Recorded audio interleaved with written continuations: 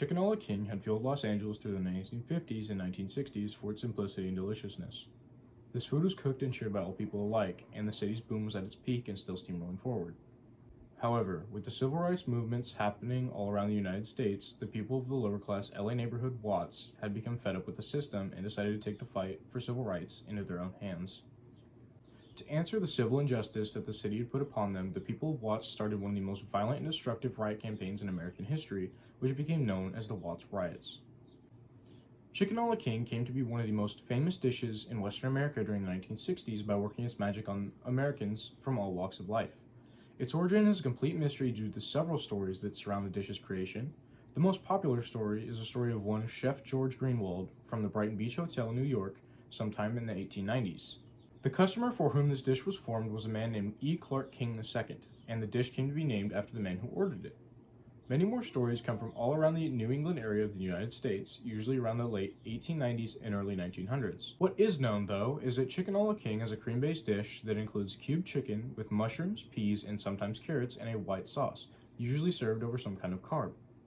It is a simple and elegant meal that is extremely varied in the households where it is made, and for this recipe, you're going to need 1 tablespoon of olive oil, 1 1/4 pounds of chicken breast, half cup of dry white wine, 5 tablespoons of butter, 8 ounces of baby bella mushrooms, 1 small yellow onion, 3 cloves of garlic, 1/3 cup of flour, 3 cups of half and half, 1 cup of chicken stock, 3/4 cup of frozen peas, 4 ounces of drained pimentos, and for our spices, we're going to need dried basil, parsley, thyme, onion powder, a pinch of pepper, and paprika.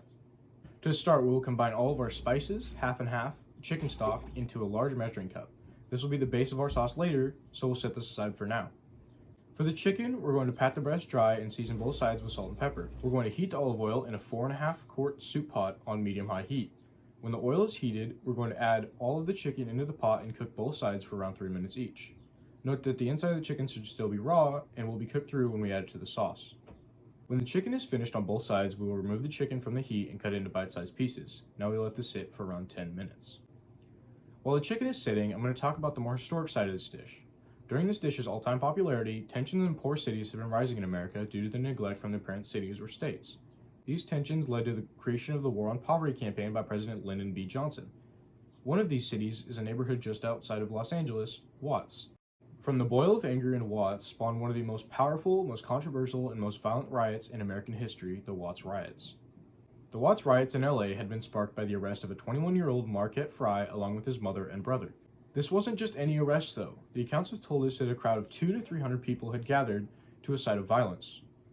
The main account of this arrest is from 2 journalists from the LA Times. Marquette Fry had been drinking with his brother that night and decided to drive home. In the process of doing so, the police had pulled Marquette over for swerving on the road. As the police were conducting the field sobriety tests, Marquette happened to slip up and fail these tests, giving the police the right to arrest Marquette under DUI. As Marquette was being put in cuffs, his mother arrived and began to berate her son for being in such a situation. Marquette became violent and threatened to kill the police, eventually throwing the starting punch, which led to a baton to his face, his mother jumping on another police officer, and an all-out brawl in the street. The brawl continued until all 3 had been put in cuffs. Though this is the main believed account, during the time of this event, people had thought to have witnessed the police beating Marquette's mother and pregnant girlfriend. These rumors were just enough to set off the riots. Continuing on our recipe, we're going to dice the onion and garlic and cut up the mushrooms.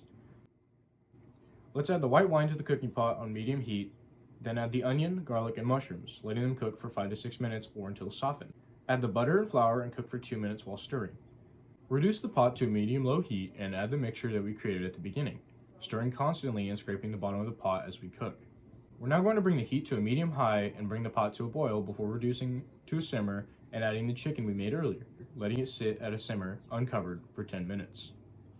The riots started on August 11th and continued to August 16th of 1965, and included over 1,000 buildings destroyed and looted, over 700 of which were small businesses, which totaled to about $40 million in damages. Not only were buildings destroyed, but the Watts families were as well. After California had pulled in over 14,000 National Guards due to the severity of the riots, they had finally been suppressed after 5 days. In the event of these riots, Martin Luther King Jr., the most famous American civil rights activist, responded with his stance of opposition to the riots, saying that all of the violence was unnecessary and the death of 34 people was in vain. King did not see this as a helpful push for the civil rights movement, but instead a cry for help from the people of Watts.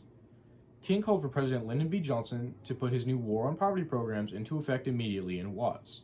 While these programs were ultimately a failure across America and the war on poverty is still in action, Martin Luther King Jr.'s actions to aid the people of Watts was a further step into the civil rights movement by giving aid to a large neglected black community using the government-funded programs in America. To finish this recipe, we're going to add the peas and pimentos, and we are going to finish it on a low simmer for around 10 more minutes. You can leave it on for longer if you desire a thicker consistency.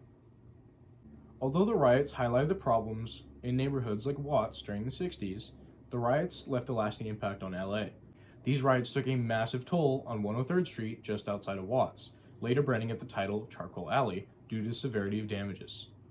The redevelopment programs in Watts created large housing developments and took out the shriveled buildings and widened the main roads on 103rd Street, Compton Avenue, and Wellington Avenue.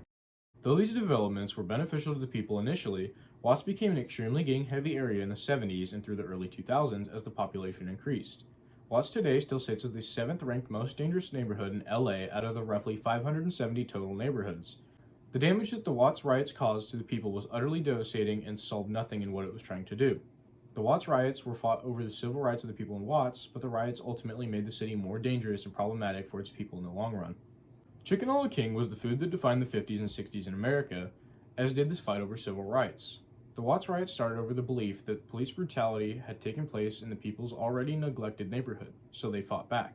But sadly, these riots ended up causing much more damage than they ever solved.